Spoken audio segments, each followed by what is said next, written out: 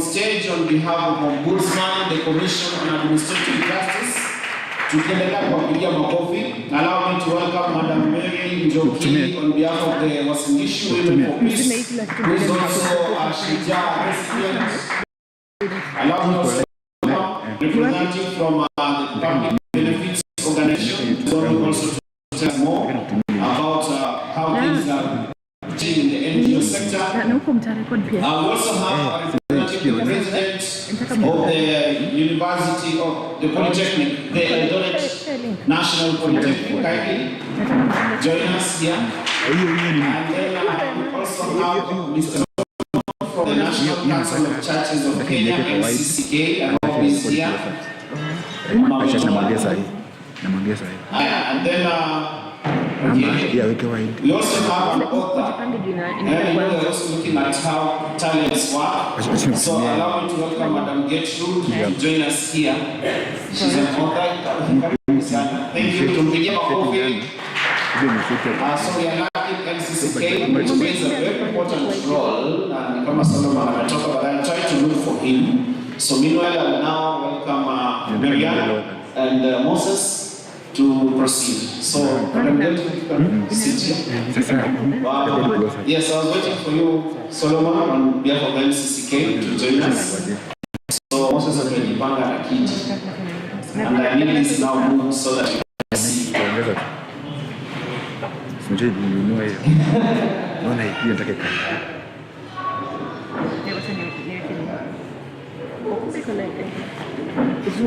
Ionekane vizuri hivyo.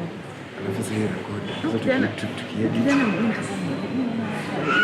Ajua nikia chini sasa. Hata ule mwingine mwenye kwanza sijafanya nini. Siko kidogo. Sitaki hizi video nikane. Ni video. Jaribu kutengeneza. Beko live. Good afternoon. I'm Jahon. All protocols observed. Ladies and gentlemen, how are you doing? I'm Kelly Kidogo. Are we still there? Not like it's about lunchtime. Yeah? So, Marianne Mureithi. I'm an advocate, the High Court of Kenya. I do practice in Eldoret. And I will be your moderator for this forum together with Moses. So I'll allow my colleague to introduce himself. But before that, I want to recognize a representative from the Law Society of Kenya, from Njoroge. If you can just get up and wave to us. Thank you. So, Moses? Thank you so much. Good afternoon, everyone. I'm called Moses Tito. I work for GIC, station that where I work with the members community. So that's what we can share. And I'm looking forward to engage with this wonderful people. So I believe we'll begin with the panelists that will be introduced to you. Maybe they can just introduce themselves once more. Brief introduction of who they are. Good afternoon, everyone. Good afternoon once again. Can I just see a wave of your hand, right? Thank you so much. My name is Gertrude Nyatichu Mogoi.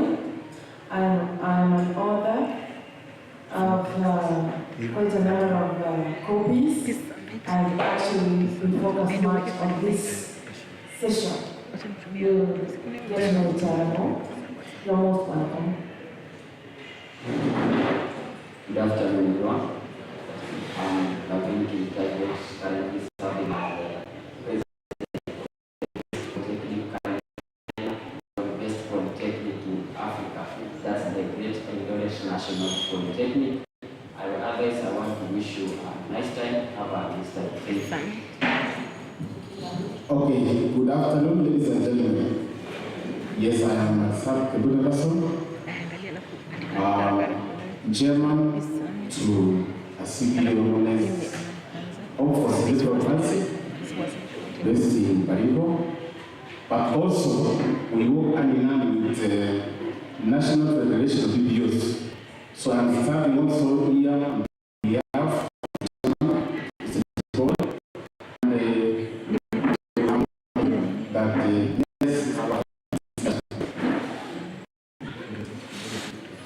Good afternoon, everyone. My name is Eunice Kete. I am an advocate, and today I represent the Commission on Administrative Justice in this commission. Good afternoon, everyone. I call me Madoba Hassan from the Office of the Registrar of Political Parties, North Region. We cover the issue now in the counties.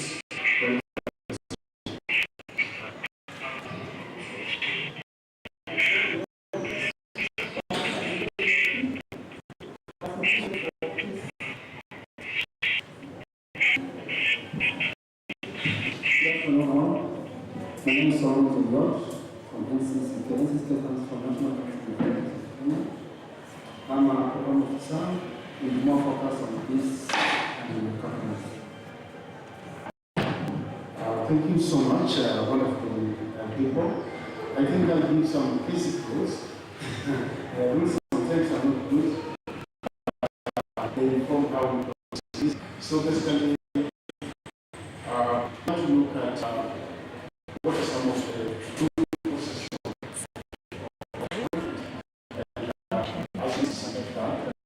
put into consideration that we have refugees in our community. So much for refugees and those communities who are living where the refugees are.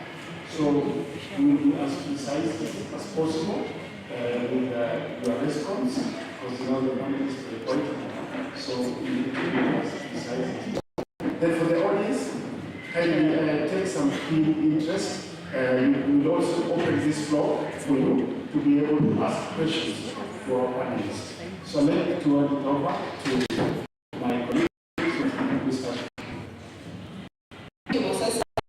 So our transition line will begin by understanding the context before we move into solutions. So the context of conflict and the root causes of conflict. So we want you to maybe elaborate and make us understand better what are the main drivers of conflict between host and refugee communities. For us, so we can start our discussion with that. Madam Geshen, should we with the honors? Good afternoon once again. We need to understand conflicts once again, first of all, before we move to what will be the solution, because it's an inevitable aspect of human interaction arising from individuals, maybe competing for a certain thing, maybe having same interests. And in this case, we look at what happens really back home where conflict really begins, especially now that we are heading to electioneering time. Here we have aspirants, we have the people we want to see in power, and you realize that we differ in ideas, we differ in so many things, and because of that, sometimes we find ourselves in a very compromising situations because maybe we want to please those ones whom we are supporting. At the same time, we have our brothers who are here with us at home, where they come from. They might be going through the same things, and maybe the emotions escalated that caused so many problems from back home, where they are coming from. The same thing here. It can happen here if we cannot be very much careful about it.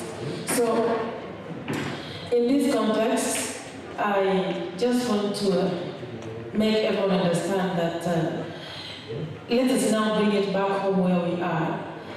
I need so and so, I need so and so. But how am I going about it?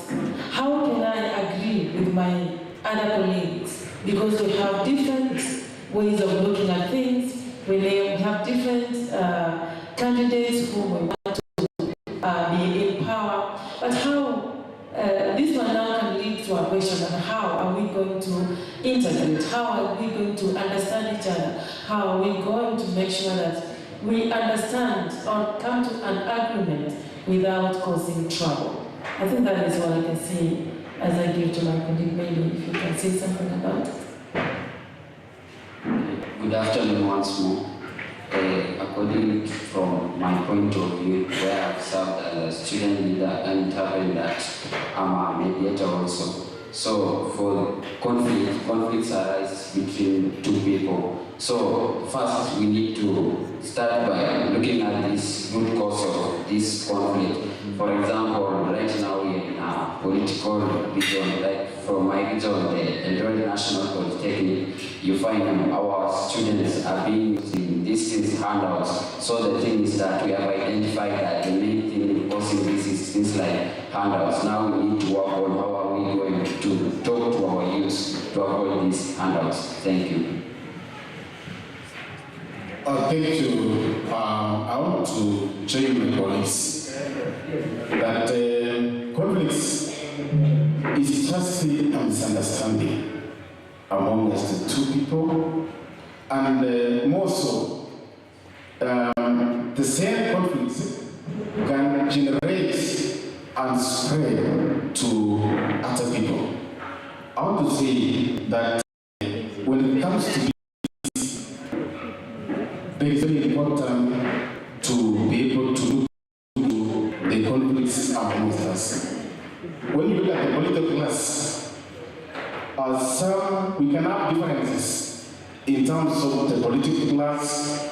We can have differences in terms of how we feel on policies some people may put across. And I want to request these members let's not allow an individual to create conflicts among us, because that is the genesis. With conflicts, there is no peace. With conflicts, communities fighting against each other. So I would request that when groups or when people of interest tend to be able to have differences, then we have conflicts among us. Conflict is a dissatisfaction with the service. If all of us here were dissatisfied with the service,